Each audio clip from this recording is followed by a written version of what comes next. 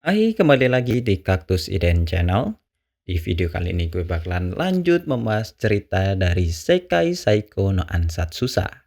Video kali ini adalah video lanjutan dari video sebelumnya.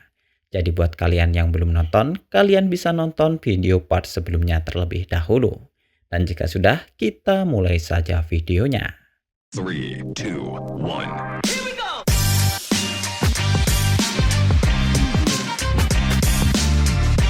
Oke, cerita kita lanjutkan saat di depan gerbang akademi. Sesuai permintaan dari gereja, Luke dan beberapa murid kelas S lainnya akhirnya akan berangkat ke sana. Akan tetapi, berbeda dari biasanya, Luke kali ini akan bersama dengan Epona dan Nois di dalam kereta. Ya, alasannya mengapa dia tidak bersama dia dan Tarte tentu saja hal ini untuk melemahkan Luke.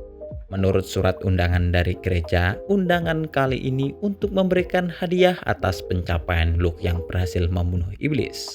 Akan tetapi, untuk alasan yang sebenarnya, Luke sudah tahu bahwa ini hanyalah sebuah jebakan. Mengingat Uskup Agung Aramisme yang sekarang ternyata adalah iblis yang menyamar. Memikirkan ini, Luke secara teliti tentu saja sudah membuat beberapa rencana. Karena jika sampai ceroboh, tidak hanya akan menjadi musuh dari para iblis, Luke bisa saja menjadi musuh dari umat manusia. Kemudian selama di perjalanan, Epona pun akhirnya memulai obrolan mereka. Di mana Epona mengatakan bahwa sudah cukup lama untuk dia naik kereta bersama. Selama ini, Epona hanya selalu berada di ibu kota. Dan karena hal inilah Luke menjadi terpaksa untuk bepergian membunuh para iblis sendiri. Jika di masa lalu, pahlawan akan selalu pergi untuk membunuh para iblis satu persatu. Akan tetapi karena Luke bisa membunuh iblis, para petinggi kerajaan akhirnya pun menjadi lebih egois. Karena mereka membuat pahlawan hanya melindungi mereka di ibu kota kerajaan saja. Tujuan para iblis adalah membuat buah kehidupan dari 1000 jiwa manusia, yang mana tentu saja ibu kota yang padat akan penduduk bisa saja menjadi target iblis. Memikirkan ini, tidak hanya Luke yang kesal, Nois ternyata juga tidak suka dengan keputusan para petinggi kerajaan. Karena menurut Nois, daripada dikurung di ibu kota, sang pahlawan lebih baik untuk dikirim untuk melawan iblis. Mengingat pahlawan memiliki kekuatan yang sangat besar. Baik Luke, Epona maupun Nois terus saja mengobrolkan tentang keegoisan para petinggi kerajaan. Hingga akhirnya kereta yang mereka naiki akhirnya pun berhenti ketika matahari sudah mulai terbenam. Namun meskipun sudah memasuki waktu istirahat, Luke masih saja tidak diizinkan untuk bertemu Tarte dan dia. Ya, meskipun begitu, Luke nampak tidak terlalu khawatir. Karena di dalam rombongan mereka, hanya Epona dan Nois sajalah yang mampu untuk mengalahkan mereka berdua. Dan meskipun para kesatria yang mengawal mereka bekerja sama, Tarte dan dia sudah mendapatkan pelatihan yang rutin, di mana mereka berdua bisa melarikan diri jika situasi memang tidak bisa dimenangkan. Memikirkan ini, Luke yang tidak terlalu khawatir kemudian memutuskan untuk beristirahat setelah makan malam selesai. Akan tetapi, Nois ternyata mengajak Luke untuk berjalan-jalan. Melihat tindakan Nois, para kesatria nampak terlihat kaget dan mulai bersiaga. Namun di sisi lain, Nois ternyata berhasil meyakinkan mereka. Dan akhirnya Luke dan Nois pun pergi menuju ke tepi danau. Sebenarnya mereka berdua masih saja tetap diawasi. Akan tetapi dengan sihir angin milik Luke, Luke kemudian membuat wilayah di sekitarnya menjadi kedap suara. Hal ini Luke lakukan supaya mereka bisa berbicara secara rahasia. Melihat sihir milik Luke, Nois nampaknya cukup terkesan dengan sihir milik Luke. Dan kemudian setelah suara mereka tidak bisa terdengar, obrolan pun akhirnya dimulai. Di mana Nois memperingati Luke bahwa undangan ini adalah sebuah jebakan. Di mana para kesatria nantinya akan membius Luke dan kemudian membawanya ke sidang penyihir di tiang gantungan. Nampaknya Nawis sudah diberitahu tentang iblis yang menyamar sebagai uskup agung oleh Mina. Dan tidak hanya memberitahu tentang rencana iblis yang menyamar, Nawis juga memberitahukan bahwa iblis itu disebut sebagai mastermind. Seperti yang kita tahu, Luke sebenarnya sudah tahu garis besar rencana iblis untuk membunuhnya. Akan tetapi, informasi mengenai nama iblis sangatlah berguna untuk Luke saat ini. Karena dengan informasi ini, Luke bisa memperkirakan bahwa iblis itu memiliki kemampuan untuk memanipulasi boneka. Memikirkan ini, Luke kemudian teringat dengan beberapa informasi iblis yang sudah dia dapatkan. Di mana dari 7 iblis di masa lalu, ada seorang iblis yang selalu memiliki penampilan yang berbeda. Dan dengan adanya informasi ini, Luke yakin bahwa di masa lalu iblis ini selalu menggunakan boneka sebagai perwujudannya. Sebenarnya, untuk menghindari pengadilan sihir, Luke memiliki salah satu rencana untuk membunuh uskup agung di depan umum. Karena jika itu iblis yang asli, maka secara otomatis iblis itu akan melakukan regenerasi. Dan orang-orang yang melihat hal itu pasti akan sadar bahwa uskup agung Aramisme adalah seorang iblis yang menyamar. Akan tetapi, dengan informasi yang baru saja didapat, rencana Luke ini malah akan bisa menjadi bumerang. Karena jika yang dibunuh Luke ternyata adalah boneka iblis, Luke pasti akan dianggap sebagai pembunuh dan akan dibenci oleh masyarakat. Mempertimbangkan ini, Luke kemudian memutuskan untuk melupakan opsi rencana ini dan kemudian mulai memikirkan rencana baru untuk melawan iblis mastermind. Kemudian keesokan paginya, kereta Luke akhirnya kembali berangkat menuju gereja. Seperti sebelumnya, Luke masih dipisahkan dengan Tarte dan Dia. Bahkan kali ini mereka berdua juga diawasi oleh kesatria yang berpengalaman. Memikirkannya, Luke akhirnya paham mengapa Nevan bisa langsung setuju untuk membantu Luke sebelumnya. Biasanya Luke, Tarte, dan Dia akan mengatasi setiap masalah bertiga saja. Namun karena Tarte dan Dia diawasi, Luke pun membutuhkan orang yang paham situasi dan bisa membantu. Yang mana dalam kasus ini, Nevan adalah orang yang cocok untuk membantu Luke dalam misi kali ini. Karena tidak hanya menjadi pengawal Tarte dan Dia kali ini, Nevan yang berasal dari keluarga Roman Lung bisa menggunakan beberapa otoritasnya untuk memuluskan rencana yang sudah dibuat oleh Luke. Dan lalu pada siang harinya, para kesatria nampaknya sudah mencoba menjalankan rencana mereka. Yang mana mereka memasukkan obat ke makanan Luke untuk membuat Luke lumpuh. Sebagai anggota keluarga tua Tade, Luke tentu saja sadar dengan tindakan mereka. Bahkan menurut Luke, tindakan para kesatria tidak lebih seperti tindakan dari para amatir. Namun untuk memuluskan rencananya, Luke tetap saja memakan makanan yang berisi obat itu. Sejak kecil, Luke sudah melatih tubuhnya dengan berbagai jenis obat-obatan. Dan berkat skill rapid recovery-nya, tubuh Luke saat ini memiliki antibodi untuk melawan racun dengan kadar tertentu. Dan dalam jumlah racun ini tidak akan berefek kepada tubuh Luke saat ini. Kemudian setelah memakan makanannya, Luke kemudian memutuskan untuk berakting seperti sudah terkena racun.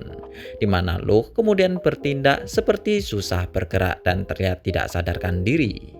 Melihat ini, para kesatria kemudian mulai mengikat Luke dengan alat khusus yang bisa menekan sihir. Bahkan untuk antisipasi, mereka menggunakan obat-obatan tambahan untuk membuat Luke menjadi lemas.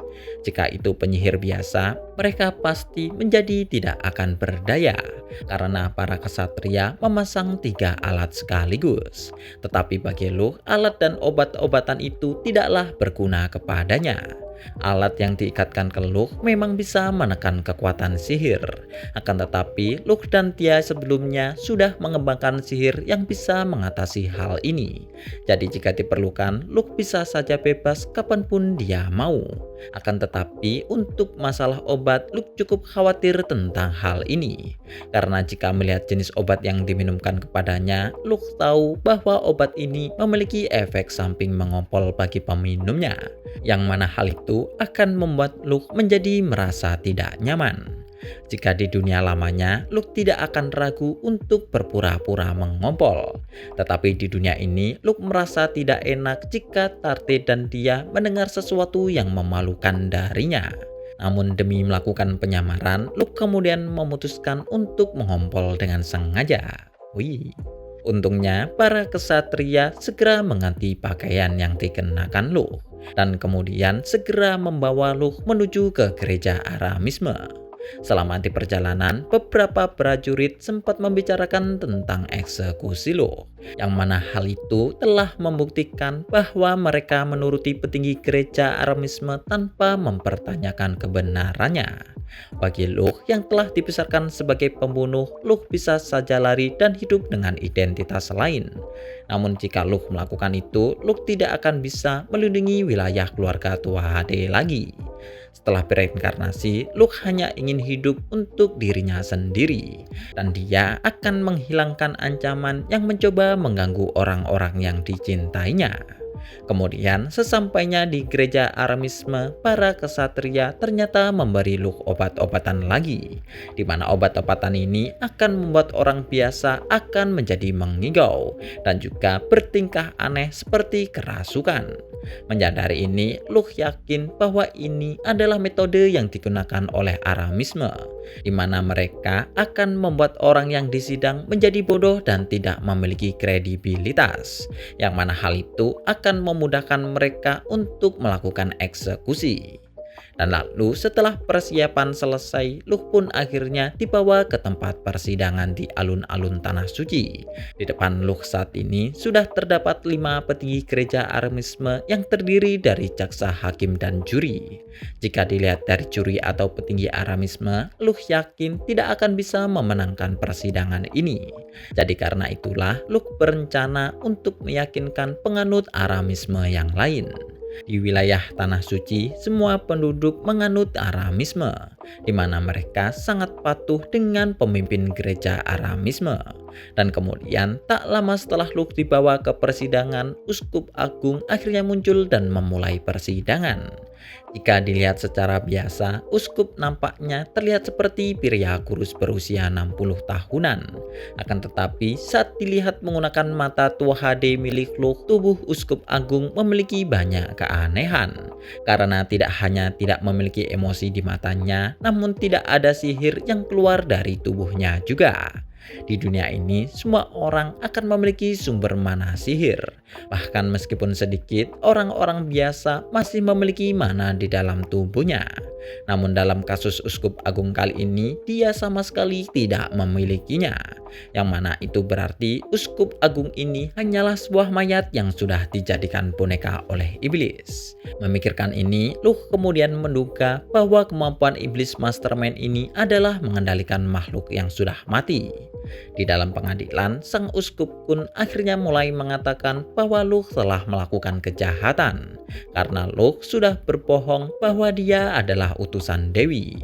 Melihat situasi ini, Luke pun menyadari bahwa iblis ini memiliki 2 tujuan, di mana tujuan pertama adalah untuk melenyapkan Luke sesegera mungkin, dan tujuan kedua menggunakan pahlawan Epona jika Luke sampai memberontak, yang mana hal itu akan tentu saja membuat Epona menjadi melemah.